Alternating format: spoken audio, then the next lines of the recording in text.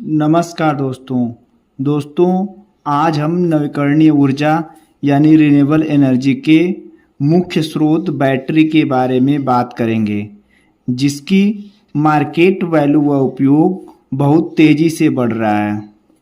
Petroleum पदार्थ को बचाने में भी इसकी मुख्य सहभागिता है। बैटरी वह टेक्नोलॉजी है जो रासायनिक ऊर्जा को विद्युत ऊर्जा में परिवर्तित करती है। दोस्तों, ये है बैटरी और सर्वप्रथम बैटरी को बनाने वाले दो वैज्ञानिक थे, एक ये वैज्ञानिक और एक ये वैज्ञानिक। इनका नाम है अलेसांद्रो वोल्टा।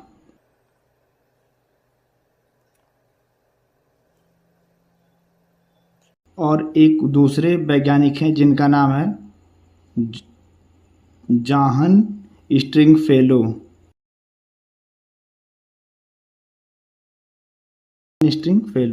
ये दोनों वैज्ञानिक दोस्तों किस देश से हैं? इटली देश से।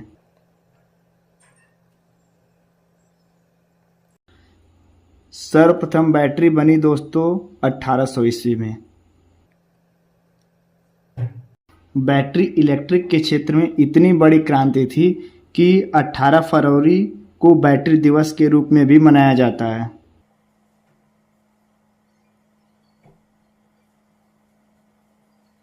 बैटरी शब्द का प्रयोग सबसे पहले 1740 ईस्वी में अमेरिकी वैज्ञानिक बेंजामिन फ्रैंकलिन ने किया था। ध्यान रहे दोस्तों, बैटरी शब्द का 1740 ईस्वी में इस्तेमाल हुआ था, न कि किसी बैटरी का आविष्कार हुआ था।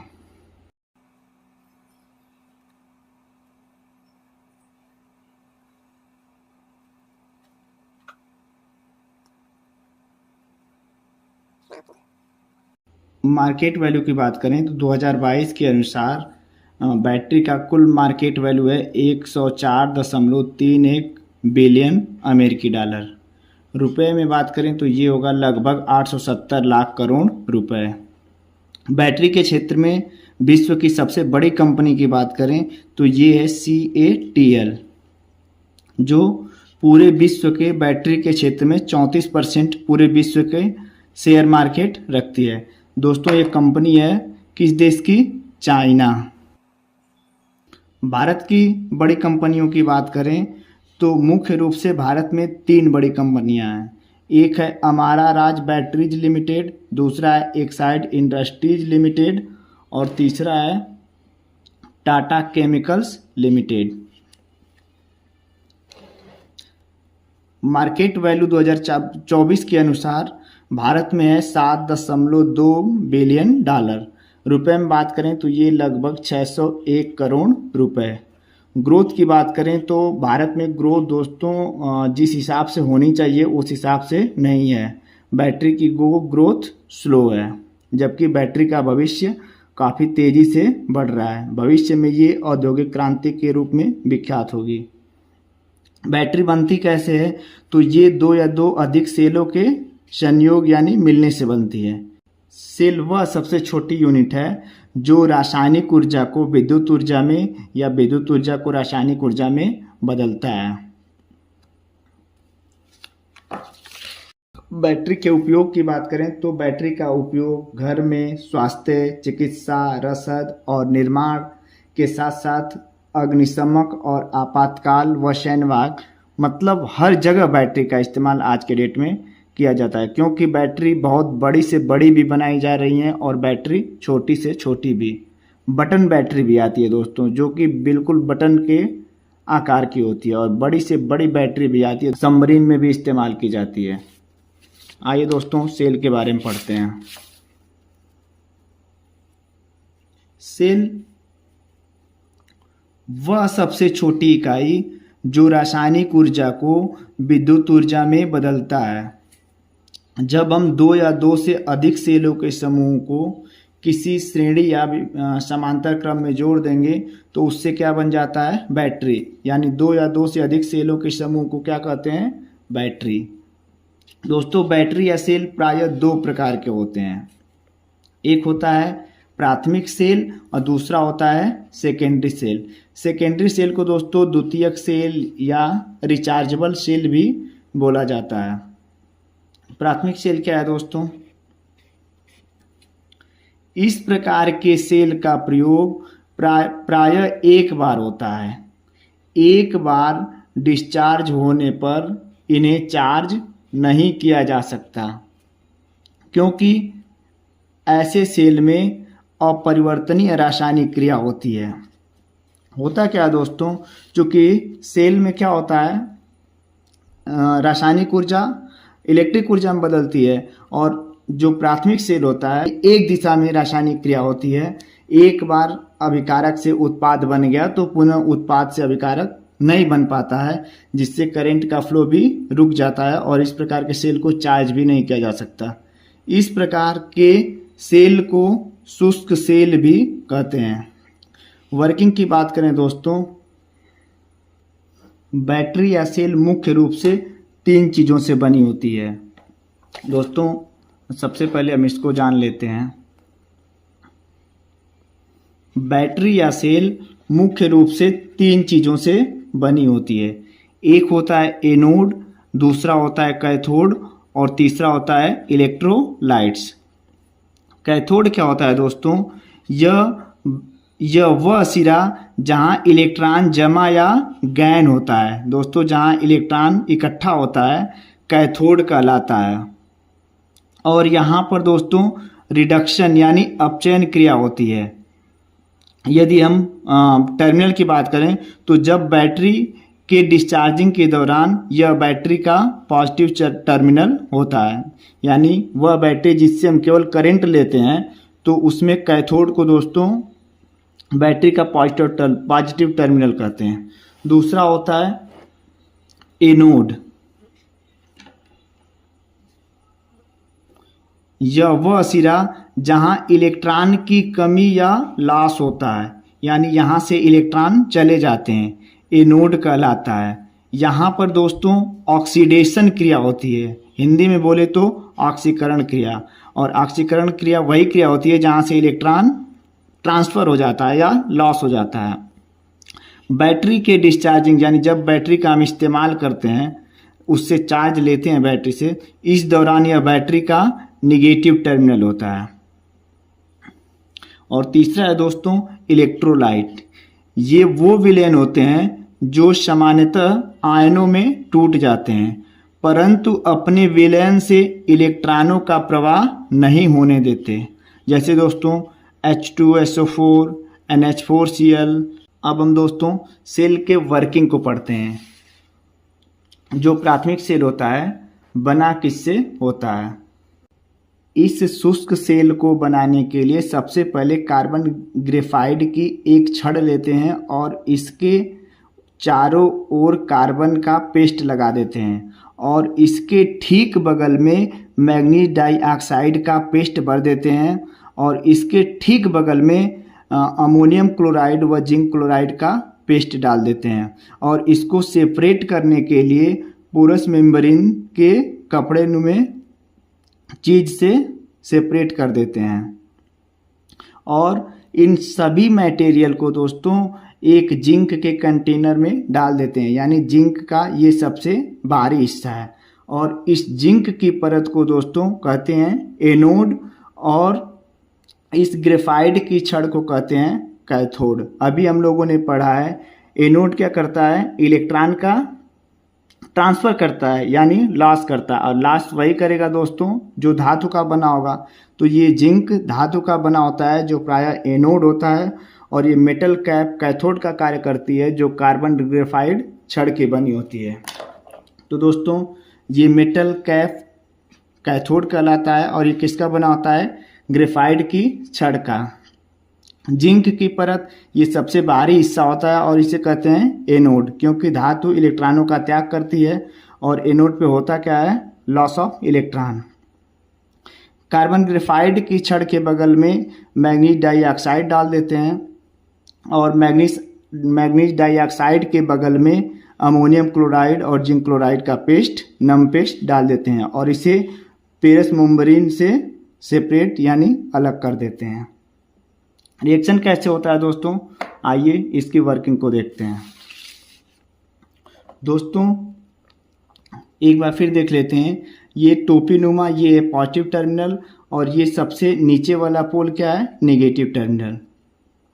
और ये है जिंक का कंटेनर, यानी सबसे बाहरी हिस्से पे क्या है, जिंक, जो कि एनोड का कार्य करता है। और ठीक जिंक के कंटेनर के बगल में पेस्ट डाल देते हैं अमोनियम क्लोराइड और जिंक क्लोराइड का। इस पेस्ट के ठीक आगे डाल देते हैं मैग्नीज डाइऑक्साइड, और इस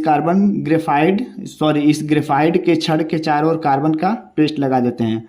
और इसे सेपरेट करने के लिए पोरस पेपर लिग्निन का इस्तेमाल करते हैं। दोस्तों ये है ग्रेफाइड हमारी छड़। अब क्रिया कैसे होती है इसके लिए दोस्तों आइए देखते हैं। इसको समझने के लिए दोस्तों एक सादा पेपर लिए हैं, चूँकि रिएक्शन काफ़ी लंबे होंगे इसलिए इस पेपर पे समझने में आसानी होगी। दोस्तों जो NH4Cl है, ये जब हम इसको ZnCl2 में मिलाते हैं तो NH4Cl चूँकि एक अम्लीय लवण है और ये आयनों में टूट जाता है, और इस प्रकार दोस्तों ये बना लेता है NH4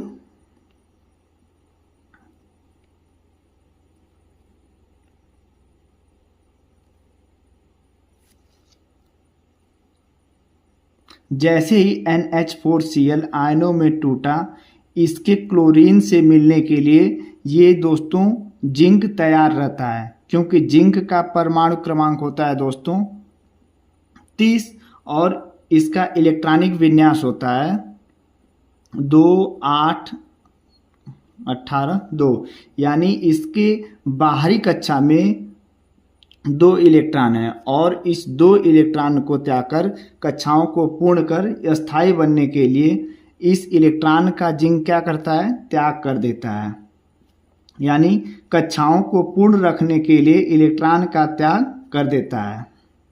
जैसे ही जिंक को मौका मिलता है वह 2 इलेक्ट्रॉन का त्याग कर अपनी कक्षा को पूर्ण करके अस्थायी बनने का प्रयास करता है। और करता क्या है, सबसे पहले ये Zn 2 इलेक्ट्रॉन त्याग देता है। जब 2 इलेक्ट्रॉन यानी इलेक्ट्रॉन का त्याग होगा दोस्तों, तो ये कौन सी क्रिया होगी, ऑक्सीडेशन। ऑक्सीडेशन में क्या होता है, ये Zn 2 इलेक्ट्रॉन का त्याग देता है और क्या बना लेता है, Zn आयन में। अब चूंकि ये दोस्तों 2 इलेक्ट्रॉन इससे होते हुए कहाँ चले जाएंगे, यहाँ। दोस्तों ये क्रिया होगी कब, जब हम इस बैटरी से किसी सोर्स को यानी बल्ब या किसी सोर्स को इस नेगेटिव टर्मिनल से जोड़ेंगे, तभी ये क्रिया होगी ऑक्सीडेशन और रिडक्शन। ऑक्सीडेशन में क्या होगा, ये Zn2+ और 2 इलेक्ट्रॉन का त्याग देगा, यानी Zn जिंक Z आयन में बदल जाएगा, 2 इलेक्ट्रॉन का त्याग करेगा। अब ये Zn2 आयन क्या करता है, इसके क्लोरीन को, यानी जब ये NH4Cl होता है, NH4Cl इसके क्लोरीन को चुरा लेता है और ये क्या बना लेता है, ZnCl2, और इसको आयन में कन्वर्ट कर देता है। चूँकि NH4 एक प्रबल अम्ल होता है जिससे आयनों में आसानी से टूट भी जाता है। इस केमिकल रिएक्शन को बैलेंस करने के लिए दोस्तों यहाँ 2 से 2 रखना पड़ेगा, और ये 2 नाइट्रोजन 2 नाइट्रोजन 8 हाइड्रोजन 8 हाइड्रोजन, सही है दोस्तों। और इस क्रिया को दोस्तों कहते हैं ऑक्सीडेशन। ऑक्सीडेशन क्यों कहते हैं दोस्तों, ऑक्सीडेशन अभिक्रिया में इलेक्ट्रॉनों का त्याग होता है, और ये Zn यानी जिंक जो है 2 इलेक्ट्रॉन का त्याग कर देता है। और जैसे ही 2 इलेक्ट्रॉन इस नेगेटिव टर्मिनल से पॉजिटिव टर्मिनल की ओर यहाँ बढ़ते हैं, होता क्या है दोस्तों, इस 2 इलेक्ट्रॉन का पीछा करते हुए ये अमोनियम आयन क्या करता है, इस 2 इलेक्ट्रॉन को ले लेता है और क्या बना देता है, 2NH3+H2। दोस्तों ये जो क्रिया होती है ये रिडक्शन हो रही है, यानी ये क्रिया यहाँ हो रही है, और यहाँ पे क्या हो रहा है, इलेक्ट्रॉन का गेन हो रहा है। जैसे इसको सोर्स से जोड़ेंगे ये Zn Z आयन में बदलेगा और 2 इलेक्ट्रॉन क्या होगा, इस बल्ब के से होते हुए इस पॉजिटिव टर्मिनल में जाएगा और पॉजिटिव टर्मिनल से ये ग्रेफाइट में जाएगा और ग्रेफाइट के बगल में बैठा ये NH4 ये प्लस है दोस्तों, इस 2 इलेक्ट्रॉन को खींच के क्या बना देगा, अमोनिया गैस और हाइड्रोजन गैस। अब दोस्तों चूंकि सेल में यदि ज़्यादा हाइड्रोजन गैस होगा तो सेल फट सकता है। इसको बैलेंस करने के लिए दोस्तों हम क्या रखे थे, मैग्नीज ऑक्साइड MnO2। ये MnO2 हाइड्रोजन से क्रिया करेगा और बनाता है Mn2O3 और इस हाइड्रोजन को क्या बना देता है, जल में बदल देता है। हम लोग देखते हैं जब सेल को तोड़ के दोस्तों, जो शुद्ध सेल है जो जिंक का बना होता है, जिंक और मैग्नीशियम ऑक्साइड और NH4Cl का, वो चिपचिपा होता है। और वो चिपचिपा क्यों होता है, इसी वाटर के चलते। हाइड्रोजन का दोस्तों तो जुगाड़ हो गया, जो हाइड्रोजन गैस बनी इससे रिएक्शन करके क्या बना ली, Mn2O3 और ये जल में बदल गया। इस रिएक्शन को दोस्तों बैलेंस करते हैं तो यहाँ दोस्तों हो जाएगा 2, बाकी तो ठीक है, ऑक्सीजन 3 1 4 2 2 4 सही है। अब एक और गैस बची है दोस्तों, ये है अमोनिया। अमोनिया दोस्तों ये भी खतरनाक गैस है। इसको बैलेंस करने के लिए दोस्तों जो हम NH4 के साथ ZnCl2 मिलाए थे, ये क्या करेगा, इस अमोनिया गैस को दोस्तों, ये अमोनिया गैस ZnCl2 से क्रिया करेगा और एक हाईली कॉम्प्लेक्स बनाएगा ZnNH3,4Cl2 और इस प्रकार दोस्तों इसको दोस्तों बैलेंस करते हैं तो ये नाइट्रोजन 4 ZnCl2 ठीक है दोस्तों। और इस प्रकार दोस्तों इस शुष्क सेल में ऑक्सीडेशन और रिडक्शन क्रिया होती है और ये क्रिया जब तक होती रहेगी दोस्तों इस सेल से करंट यानी इलेक्ट्रिसिटी मिलती रहेगी। परंतु इस सेल का एक ड्रॉबैक है दोस्तों, इस NH4 आयन को इस पोल से जैसे ही Zn 2 इलेक्ट्रॉन छोड़ा, ऐसे जाते हुए सोर्स से यहाँ से लेना चाहिए, लेकिन ये NH4 आयन क्या करता है, ये जैसे ही इलेक्ट्रॉन छोड़ा यहीं से चुरा लेता है, अमोनिया गैस और H2 गैस में बदल जाता है। कभी कभी हम लोग सुनते हैं कि ये सेल दोस्तों रखे रखे ख़राब होते हैं। ये इसलिए होता है क्योंकि ये प्रोसेस धीरे धीरे स्लोली होता रहता है और सेल का रिएक्शन, केमिकल रिएक्शन कंप्लीट होता रहता है। और जब सेल का केमिकल रिएक्शन पूर्ण रूप से कंप्लीट हो जाएगा तो ये सेल डेड हो जाएगा या ख़राब हो जाता है। एक बार केमिकल रिएक्शन फिर से देख लीजिए। ऑक्सीडेशन यानी ओवरऑल दोस्तों, ओवरऑल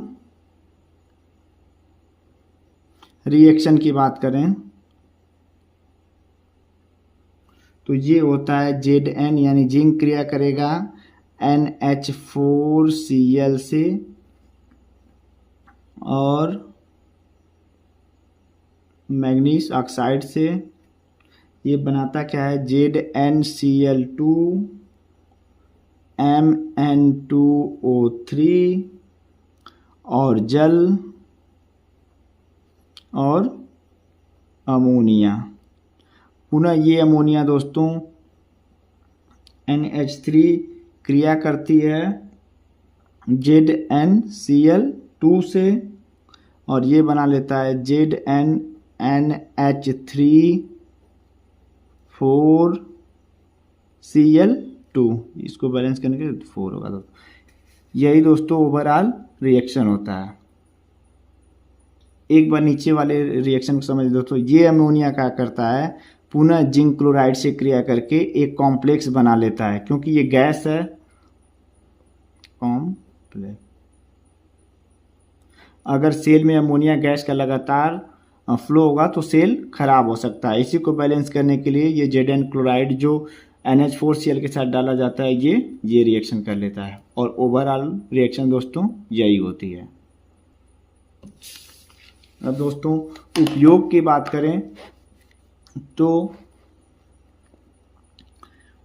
बात करें तो शुष्क सेल या प्राथमिक सेल का उपयोग दोस्तों रिमोट में, खिलौने में, रेडियो में, टेप रिकॉर्डर, टार्च, घड़ियों में, कैलकुलेटर, रिमोट सेंसर आदि में किया जाता है। दोस्तों शुष्क सेल के कुछ लाभ और कुछ नुकसान हैं, इसको भी आइए जान लेते हैं। शुष्क सेल, चूंकि इसको प्राथमिक सेल भी बोलते हैं, इसके लाभ और इसके नुकसान यानी एडवांटेज और डिसएडवांटेज को जानते हैं। दोस्तों ये है सीमित रिचार्जेबिलिटी। दोस्तों ये निगेटिव पॉइंट है। होता क्या दोस्तों, इस सेल को एक बार चार्ज करके मार्केट में दे दिया जाता है और जब तक ये सेल दोस्तों चार्ज रहेगा तब तक चलता है और डिस्चार्ज हो जाने के बाद इसे रिचार्ज नहीं किया जा सकता, यानी ये इसकी लिमिट फिक्स है, एक बार ये इस्तेमाल होता है। तो ये दोस्तों नेगेटिव पॉइंट है। लाभ में बात करें दोस्तों तो पहला पोर्टेबिलिटी। चूँकि दोस्तों ये सॉलिड का बना होता है, लिक्विड होता नहीं इसमें, यानी बहाव या रिसाव का कोई डर नहीं होता और ये बड़े से और छोटे दोनों शेप में बन जाते हैं, तो इससे पोर्टेबिलिटी यानी आने ले जाने में आसानी होती है। इसीलिए दोस्तों टार्चर, कैलकुलेटर, खिलौने, टेप रिकॉर्डर, टार्च ऐसे उपकरणों में इसका उपयोग किया जाता है जिससे इधर उधर इस्तेमाल किया जा सके। दोस्तों कोई रिसाव नहीं, बिल्कुल सही, क्योंकि इसमें सॉलिड कंपाउंड का इस्तेमाल किया जाता है। लंबी सेल लाइफ। दोस्तों चूँकि एनर्जी फ्लो तो इसमें स्लो होती है, परंतु इसे लंबे लाइफ तक इस्तेमाल किया जा सकता है। हम लोग जब दोस्तों रेडियो चलाते थे उस दौरान 2 सेल जो मोटे वाले आते थे वो कम से कम 2-3 महीने चलते थे अच्छे से रेडियो को चलाने में भी। तो इस प्रकार दोस्तों इसकी लंबी सेल लाइफ है। उपयोग में दोस्तों बहुत ही आसानी है। ऊपर टोपी नुमा क्या दिया रहता है, कैथोड या पॉजिटिव टर्मिनल, और नीचे प्लेन आकार का नेगेटिव टर्मिनल। तो स्थिर वोल्टेज आउटपुट। वोल्टेज दोस्तों इसका लगभग कांस्टेंट ही होता है, डिस्चार्ज होने के दौरान थोड़ा बहुत कम होता है। और सबसे अच्छा इसका लाभ है दोस्तों लागत प्रभावी है। दोस्तों ये सेल मार्केट में 10-12 रुपए में आसानी से मिल जाते हैं। नेगेटिव पॉइंट की बात करें तो ये पढ़ ही लिए हम लोग। सीमित रिचार्जेबिलिटी। धीरे धीरे दोस्तों वोल्टेज में कमी होने लगती है जैसे जैसे सेल डिस्चार्ज होगा, तो ये इसका नेगेटिव पॉइंट है। तापमान संवेदन शीतल। दोस्तों यदि बहुत लो टेम्परेचर हो जाएगा तो केमिकल रिएक्शन स्लो हो जाता है जिससे सेल अच्छे से काम नहीं करता है। सीमित ऊर्जा घनत्व। यही बात हम लोग किए थे दोस्तों कि सेल में बहुत ही कम ऊर्जा होती है, बहुत ऊर्जा नहीं होती है। दोस्तों चूँकि इसमें अमोनिया गैस आदि का प्रोडक्शन हो रहा है जो पर्यावरण को प्रभावित करेगा, तो इस प्रकार ये दोस्तों पर्यावरणीय प्रभाव यानी पर्यावरण को प्रदूषण भी करता है। ये थे दोस्तों इसके एडवांटेज और डिसएडवांटेज। तो अब हम सेकेंडरी या द्वितीयक या रिचार्जेबल सेल के बारे में बात करेंगे। चलिए दोस्तों सेकेंडरी या द्वितीयक या रिचार्जेबल सेल ऐसे सेल जिन्हें दोबारा आवेशित किया जा सके। आवेशित किया जा सके मतलब जब हम लोग इस्तेमाल करते हैं किसी सेल या बैटरी को तो उसे निरावेशित करते हैं यानी उसको डिस्चार्ज करते हैं। अब डिस्चार्ज के बाद जब इसको चार्ज यानी आवेश कर देंगे, उसी को बोल रहा है दोस्तों कि ऐसे सेल जिन्हें दोबारा आवेशित किया जा सके सेकेंडरी या द्वितीयक सेल कहते हैं। और इस प्रकार के सेलों के समूह को रिचार्जेबल बैटरी कहते हैं। पहले ही हम लोग पढ़े हैं दोस्तों, जब 2 या 2 से अधिक सेल आपस में मिलते हैं तभी क्या बनती है, बैटरी। सामान्य तौर पर विद्युत अपघट्य का प्रयोग द्वितीयक सेल में द्रव के रूप में किया जाता है। यहाँ दोस्तों जो इलेक्ट्रोलाइट होता है वो लिक्विड फॉर्म में होता है। वहाँ प्राथमिक सेल में दोस्तों जो NH4Cl था वो लगभग सॉलिड फॉर्म में था। लेकिन रिचार्जेबल बैटरी में जो इलेक्ट्रोलाइट इस्तेमाल किया जाता है वो द्रव के रूप में किया जाता है। इस प्रकार के सेल में उत्पादों को पुनः अभिकारकों में परिवर्तित कर सकते हैं। ये रिएक्शन दोस्तों उत्पाद से क्या बनाएंगे, अभिकारक से उत्पाद और पुनः उत्पाद से अभिकारक, यानी इस प्रकार होगा दोस्तों कि बैटरी से दोनों दिशा में रिएक्शन होगा। ये प्रायः 4 प्रकार की होती हैं, मुख्य रूप से दोस्तों 4 प्रकार की होती हैं। वर्तमान में बहुत सारी बैटरियां और बैटरियों के प्रकार आ गए हैं। पहला है दोस्तों लेड एसिड बैटरी, जो सबसे पुरानी टेक्निक है दोस्तों, ये यही है, ये सबसे सस्ती भी है और सबसे पहले और प्रथम में सबसे पहले रिचार्जेबल बैटरी इसी का लेड एसिड बैटरी का आविष्कार भी हुआ था। दूसरा है निकेल कैडमियम बैटरी, तीसरा है निकिल मेटल हाइड्राइड और चौथा है लिथियम आयन। वर्तमान में दोस्तों 2 बैटरियां बहुत तेजी से इस्तेमाल हो रही हैं, एक लिथियम आयन और दूसरा लेड एसिड बैटरी। तो दोस्तों इस वीडियो में हम इन्हीं दोनों के बारे में चर्चा करेंगे।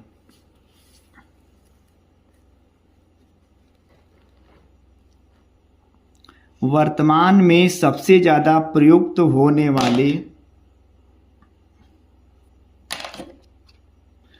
वाली बैटरी लेड एसिड व लिथियम आयन बैटरी पर चर्चा करेंगे। सबसे पहले दोस्तों हम लेड एसिड बैटरी के बारे में पढ़ते हैं।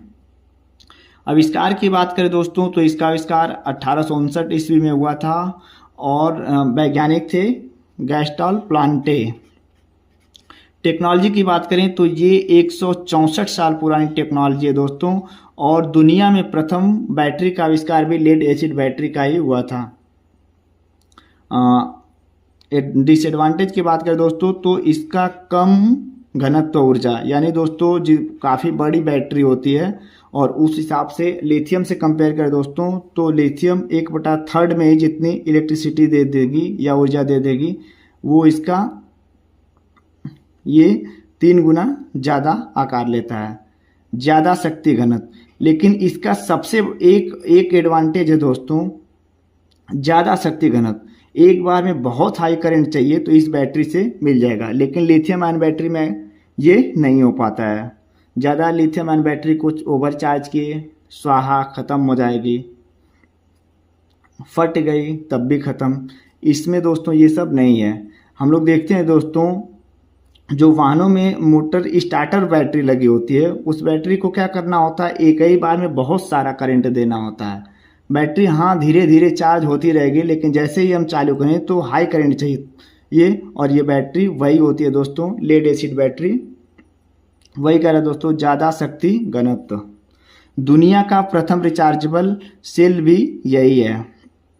आदम टेक्नोलॉजी, यानी दोस्तों बहुत ही पुरानी टेक्नोलॉजी है, और इसको बनाने के लिए तत्व जो चाहिए दोस्तों, लेड चाहिए, सल्फर चाहिए, शुद्ध जल, हाइड्रोजन सल्फेट। दोस्तों ये है प्रथम इन्वेंशन बैटरी। दोस्तों ये उस ज़माने की बैटरी है कि इसे चार्ज करने के लिए एक अच्छे जनरेटर भी उपलब्ध नहीं थे। इस बैटरी को चार्ज करने के लिए पुनः इससे बड़ी बैटरी बनाया जाता था या इस प्रकार के हैंडल जनरेटर का इस्तेमाल होता था। बहुत ही पुरानी टेक्निक है दोस्तों। और ये है दोस्तों वो वैज्ञानिक जिन्होंने इस टेक्नोलॉजी को बनाया, और ये आज के ज़माने में भी टेक्नोलॉजी इस्तेमाल हो रही है।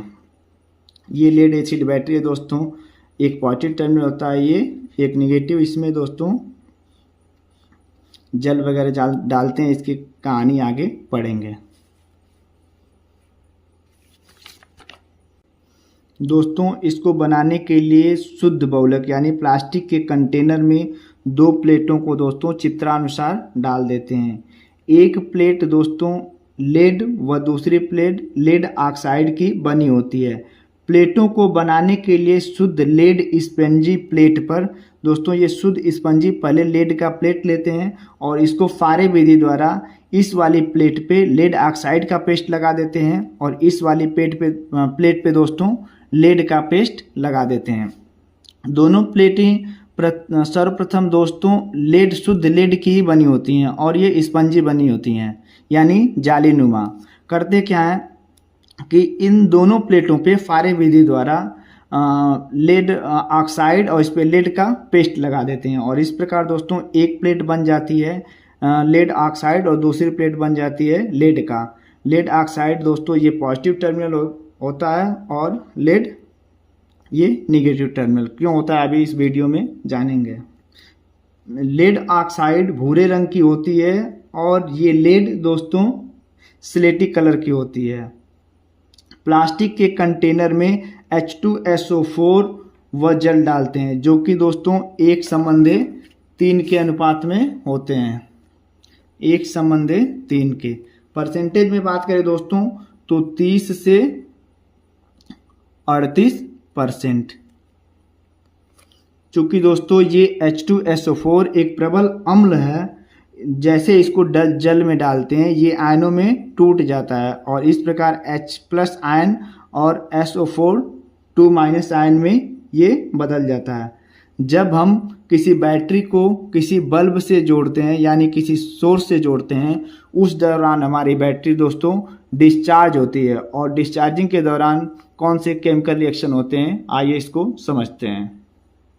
इसको समझने के लिए दोस्तों एक सादे पेपर का इस्तेमाल करते हैं।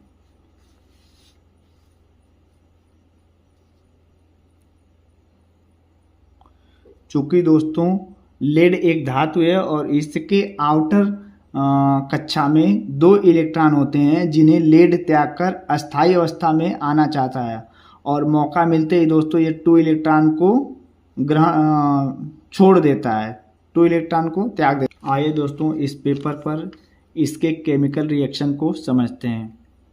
दोस्तों ये है लेड प्लेट जो है एनोड और इसका ये निगेटिव टर्मिनल, ये है लेड ऑक्साइड प्लेट जो है कैथोड और इसका ये पॉजिटिव टर्मिनल। जैसे ही इस दोनों प्लेटों से हम किसी बल्ब को जोड़ते हैं, जैसे ही हम दोनों प्लेटों को किसी बल्ब से जोड़ते हैं तो इलेक्ट्रॉन का फ्लो चूंकि एनोड से कैथोड की तरफ होगा यानी इलेक्ट्रॉन का ट्रांसफ़र यहाँ से दोस्तों यहाँ होता है। तो फर्स्ट रिएक्शन होता है ऑक्सीडेशन और यहाँ क्या होता है दोस्तों इलेक्ट्रॉन का लॉस यानी इलेक्ट्रॉन का त्याग। यहाँ ये जो लेड की प्लेट है दोस्तों सबसे पहले क्या करती है, ये लेड की प्लेट 2 आयन में बदल जाती है और 2 इलेक्ट्रॉन का त्याग कर देती है।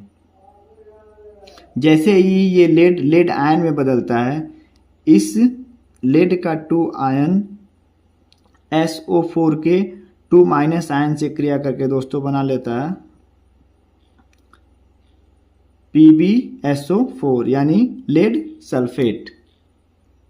ये होता क्यों दोस्तों, क्योंकि लेड के बाहरी कक्षा में 2 इलेक्ट्रॉन होते हैं जिन्हें लेड त्याग कर अस्थायी अवस्था में आना चाहता है और मौका मिलते ही 2 इलेक्ट्रॉन का त्याग कर देता है। ये मौका मिलता कैसे है दोस्तों, ये जब SO4 2- आयन में मिलता है तो ये तुरंत लेड 2 आयन में बदलना चाहता है और जैसे ही लेड 2 आयन में बदलेगा 2 इलेक्ट्रॉन का ट्रांसफ़र होता है और इसी दौरान ये क्रिया होती है दोस्तों ऑक्सीडेशन। और इस प्रकार दोस्तों ये बनता है लेड और लेड आयन क्या करता है SO4 आयन से क्रिया करके क्या बनाता है लेड सल्फेट।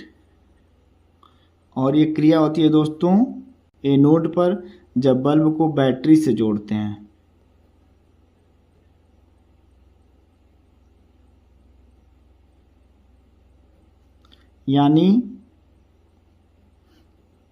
यानी बैटरी को डिस्चार्ज करते हैं।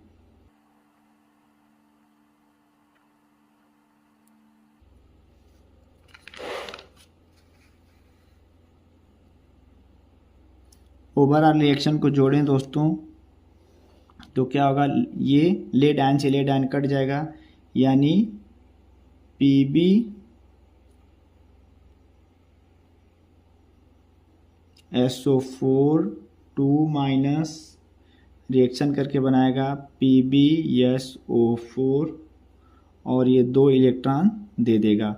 और ये क्रिया होती है ऑक्सीडेशन और किस पे होती है एनोड पे यानी बैटरी के निगेटिव टर्मिनल पे। पॉजिटिव टर्मिनल पे क्या होता है दोस्तों, जैसे ही यहाँ से 2 इलेक्ट्रॉन इस प्लेट पे आया, ये 2 इलेक्ट्रॉन दोस्तों हाइड्रोजन से मिलकर इस लेड ऑक्साइड के ऑक्सीजन को छुड़ा के दोस्तों ये जल बना लेते हैं और इस लेड ऑक्साइड को लेड 2+ आयन में बदल देते हैं। कैसे दोस्तों, आइए देखते हैं। रिडक्शन में क्या होगा, चूंकि रिडक्शन वाली प्लेट पे PbO2 है और इस PbO2 से दोस्तों इसके बगल में ये हाइड्रोजन आयन आ जाते हैं और ये हाइड्रोजन आयन दोस्तों इलेक्ट्रॉन का ग्रहण करते हैं और इसको इस Pb प्लेट से इस ऑक्सीजन को छीन लेते हैं और इससे ये बदल जाता है इसके ऑक्सीडेशन, यानी ये Pb आयन में, और यहाँ से 2 हाइड्रोजन दोस्तों क्या कर देते हैं, जल बना लेते हैं। रिएक्शन को दोस्तों बैलेंस करिए तो Pb ये दोस्तों 4H आयन यानी 4 हाइड्रोजन, तो ये 4 हाइड्रोजन, ऑक्सीजन 2 पुनः दोस्तों ये Pb2 आयन क्या करता है, SO4 के 2 आयन से रिएक्शन करता है और इस प्रकार बना लेता है PbSO4। दोनों रिएक्शन को जोड़े दोस्तों तो PbO2 ये दोस्तों इससे कैंसिल हो जाएगा, PbO2 plus 4H plus ion plus 2 electron plus SO4 2 minus ये हो जाएगा PbSO4 यानी लेड सल्फेट और ये बन जाएगा 2H2O। और इस प्रकार दोस्तों जब हम बैटरी का इस्तेमाल करते हैं यानी बैटरी को निर्वसित करते हैं तो ये 2 रिएक्शन होता है, ऑक्सीडेशन और रिडक्शन, और इस प्रकार ये केमिकल रिएक्शन होते हैं। दोस्तों नहीं समझ में आ रहा दोस्तों तो इसे पुनः देखिए या वीडियो को पॉज करके एक बार रिएक्शन को देखिए ध्यान से। इस प्रकार दोस्तों ऑक्सीडेशन और रिडक्शन यानी ऑक्सीकरण अपचयन दोनों क्रिया में दोस्तों प्लेटों पे क्या बन जाता है, लेड सल्फेट, और लेड सल्फेट के साथ साथ दोस्तों क्या बनता है, जल। यानी 2 समस्या आती है, एक तो हमारी प्लेट पे एक क्रिस्टल जम गया लेड सल्फेट और दूसरा जो सोल्यूशन था H2SO4 उसमें पानी की मात्रा बढ़ गई। इसको दोस्तों ठीक करने के लिए क्या करेंगे, इस बैटरी को पुनः चार्ज करना होगा, नहीं तो ये लेड सल्फेट क्या होगा, क्रिस्टल के रूप में प्लेटों पे जम जाएंगे और बैटरी खराब हो जाएगी, चूँकि बैटरी का यही मैकेनिज्म भी है।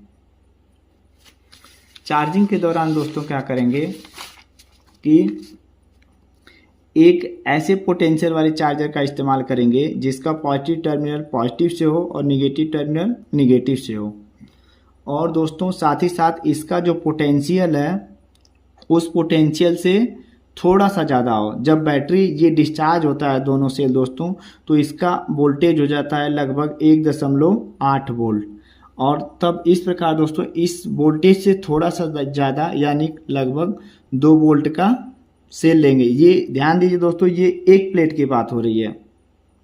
अब ये प्लेट क्या करेगा दोस्तों कि यहाँ से करंट फ्लो करेगा, ये चार्जर दोस्तों यहाँ से करंट फ्लो करेगा और करंट के अपोजिट डायरेक्शन में इलेक्ट्रॉन का फ्लो होगा, यानी दोस्तों यहाँ से इलेक्ट्रॉन।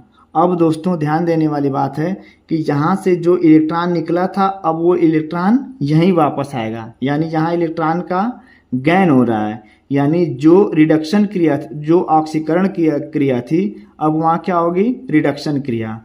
इस प्रकार दोस्तों ये प्लेट क्या बन जाएगा, कैथोड, और ये प्लेट एनोड, यानी अब क्रिया जो होगी अपोजिट होगी।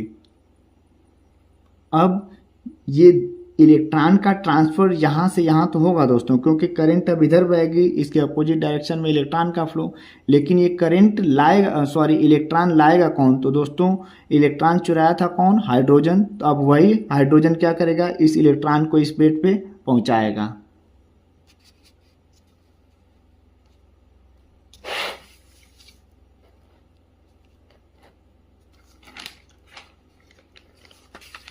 ध्यान देने वाली बात है दोस्तों, अभी हमने बताया कि जहां ऑक्सीडेशन यानी इलेक्ट्रॉन का त्याग हो रहा था, यानी इलेक्ट्रॉन की कमी हो रही थी दोस्तों, अब चार्जर की मदद से वहां इलेक्ट्रॉन को लाएंगे, यानी जो जहां ऑक्सीडेशन हो रहा था दोस्तों वहां क्या होगा, रिडक्शन, और जहां रिडक्शन हो रहा था वहां क्या होगा,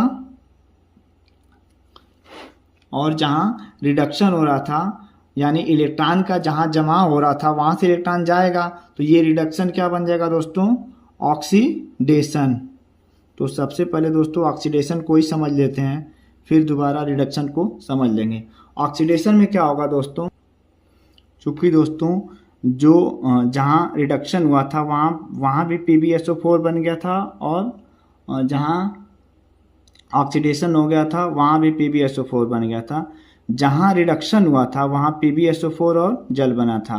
अब चूंकि यहाँ पे हाइड्रोजन इलेक्ट्रॉन चुराया था तो इलेक्ट्रॉन हाइड्रोजन ही पहुंचाएगा, और पहुंचाने के बाद क्या करता है दोस्तों, ये H+ आयन में बदल जाता है। हो गया क्या दोस्तों, ये PbSO4 और जल क्या होगा,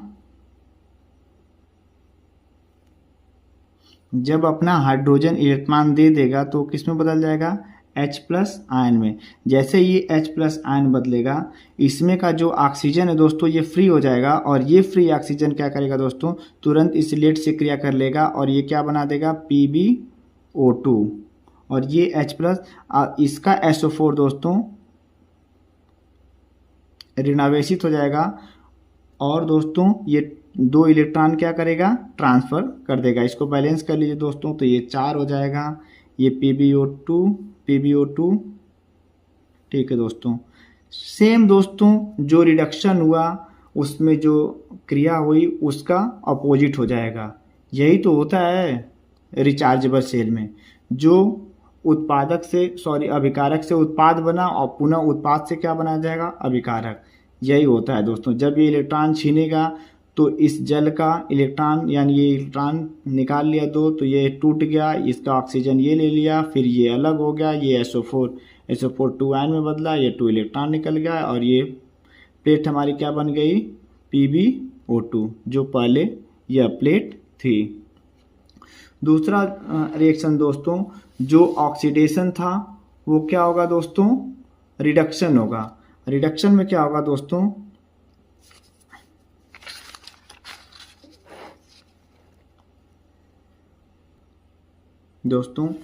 क्या होगा, ये PbSO4 2 इलेक्ट्रॉन को लेगा, और लेने के बाद क्या होगा, ये SO4 2- आयन में बदलेगा, और ये लेड अकेले हो जाएगा, और इस प्रकार रिएक्शन होगा दोस्तों। ये PbSO4 ये 2 इलेक्ट्रॉन को लेगा, 2 इलेक्ट्रॉन लेने के बाद चूँकि दोस्तों ये इलेक्ट्रॉन यहाँ से हाइड्रोजन यहाँ पहुँचा दिया, यानी ये इलेक्ट्रॉन यहाँ से दोस्तों यहाँ आ गया, और इस इलेक्ट्रॉन के कारण दोस्तों ये सल्फेट आयन इस सल्फेट आयन में बदल गया, और हमारी लेड प्लेट फ्री हो गई दोस्तों, जो कि ये रिएक्शन दिखाया गया है। सेम दोस्तों इसी का अपोजिट होगा, यानी Pb और ये बदल जाएगा SO4 2- में। अब दोस्तों विलेन में SO4 2- और H+ आयन हमारे विलेन में आ गए, यानी हमारा विलेन जो बैटरी के बीच में डाला गया है वो भी कांस्टेंट हो गया, और इस प्रकार हमारी प्लेटें भी दोस्तों फ्री हो गई, और दोनों प्लेटों पुनः दोस्तों लेड और लेड ऑक्साइड में बदल गई। इस प्रकार दोस्तों रिएक्शन होते रहते हैं। दोस्तों रिएक्शन को ध्यान से देखने के लिए या दोबारा समझने के लिए वीडियो को पुनः देखें। एक बात ध्यान दीजिएगा दोस्तों, यदि आपके घर ये लेड एसिड बैटरी या इन्वर्टर बैटरी है जो लिथियम आयन की न होकर लेड एसिड है, तो उसको आप फुल चार्ज और डिस्चार्ज किया करिए। हम लोग क्या करते हैं कि बैटरी जैसे 60% डिस्चार्ज हुई तुरंत चार्ज में लगा देते हैं। इस दौरान होगा क्या दोस्तों कि इस बैटरी का ये जो क्रिस्टल जमा है ये पूर्ण रूप से पिघलेगा नहीं, यानी ये लेड PbSO4 लेड सल्फेट जो जमा है उसका कुछ भाग तो दोस्तों H2SO4 में कन्वर्ट होगा, लेकिन कुछ भाग इसी में जमा रहेगा और ऐसा बार बार करने पे यहाँ ये क्रिस्टल अस्थायी रूप से जम जाता है और नीचे से दोस्तों ये प्लेट गल जाती है। तो ध्यान दें दोस्तों, बैटरी को अच्छे से पूरा चार्ज करें और डिस्चार्ज भी करें। इसमें कोई प्रॉब्लम नहीं है दोस्तों, क्योंकि ये इसका मैकेनिज्म ही यही है। वोल्टेज की बात करें दोस्तों तो एनोड पे दोस्तों -0.356 वोल्टेज होता है और कैथोड पे बात करें दोस्तों तो ये 1.685 वोल्ट होता है। आइए दोस्तों अब इसके हम कुछ उपयोग की बात कर लें। उपयोग की बात करें दोस्तों तो इसका उपयोग दोस्तों स्टार्टिंग वही दोस्तों वाहनों के स्टार्टिंग में ये दोस्तों उन्नत हासिल कर लिया है, क्योंकि दोस्तों इससे हाई पावर एनर्जी चाहिए, ये तुरंत देगा। बेशक दोस्तों ये बहुत लंबे समय में चार्ज हो, लेकिन एक बार में लगभग 450 एम्पियर तक का ये करंट लेड एसिड बैटरी दे सकती है। तो विकल्प के क्षेत्र में दोस्तों इसकी महारत है। ऊर्जा भंडारण में भी दोस्तों इसका प्रयोग ज़्यादा किया जाता है, क्योंकि दोस्तों ये lead acid battery lithium ion battery की अपेक्षा बहुत ही कम घातक होती है। मोटर वाहनों में अक्सर उपयोग होता है। घरेलू इन्वर्टर दोस्तों इसी का हम उपयोग करते हैं, क्योंकि ये दोस्तों उस बैटरी की अपेक्षा सस्ती होती है। इसका एक निगेटिव पॉइंट है दोस्तों, इसमें हाइड्रोजन गैस लगातार बनता रहता है और वो हाइड्रोजन गैस दोस्तों इस बैटरी में घातक साबित हो सकता है। इसीलिए दोस्तों इस बैटरी के बीच में दोस्तों हाइड्रोजन गैस निकालने के लिए एक प्लग टाइप लगा होता है, जिससे हाइड्रोजन गैस कुछ मात्रा में निकलती रहती है। फ़ायदे नुकसान की बात करें दोस्तों तो इसके फ़ायदे दोस्तों सबसे बड़ा फ़ायदा इसकी दोस्तों जिस हिसाब से ये बैटरी उपयोग में लाई जाती है, कीमत इसकी काफ़ी कम है। आवश्यक तत्व धातु दोस्तों बहुत ही प्रचुर मात्रा में पूरे विश्व में कहीं भी मिल जाते हैं। चाहिए क्या? लेड सल्फेट चाहिए, लेड चाहिए, H2SO4 चाहिए। कम विनिर्माण लागत दोस्तों, इसकी लागत भी कम है और बहुत ही सिंपल टेक्निक है, इसको आसानी से बनाया जा सकता है। ऑटोमोबाइल यानी चालक वाहन के लिए दोस्तों ये मानक बैटरी बन के रह गई है, क्योंकि दोस्तों स्टार्टिंग के लिए इसी का प्रयोग अक्सर किया जाता है। देखिए दोस्तों ये आ भी गया। उच्च शक्ति घनत्व यानी दोस्तों एक बार में इससे मैक्सिमम 450 एम्पीयर, सोचिए दोस्तों कितना हाई करंट ये दे सकती है।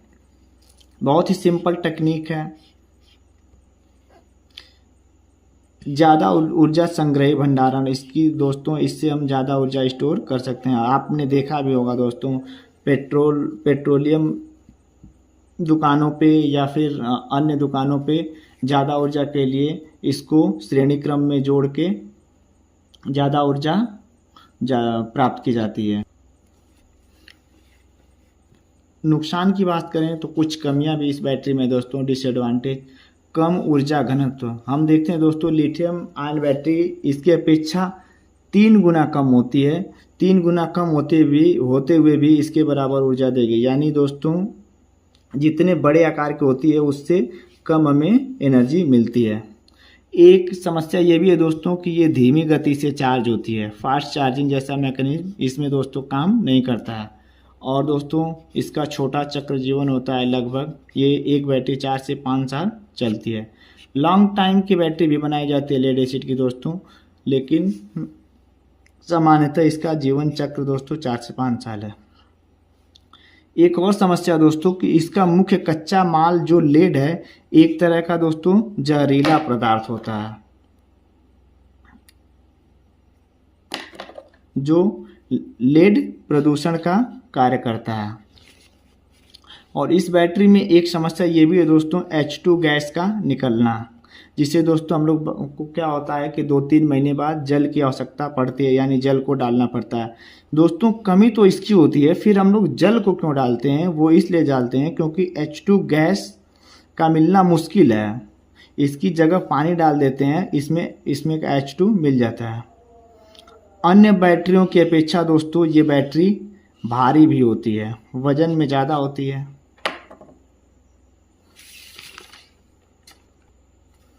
दोस्तों दूसरा था लिथियम आयन बैटरी।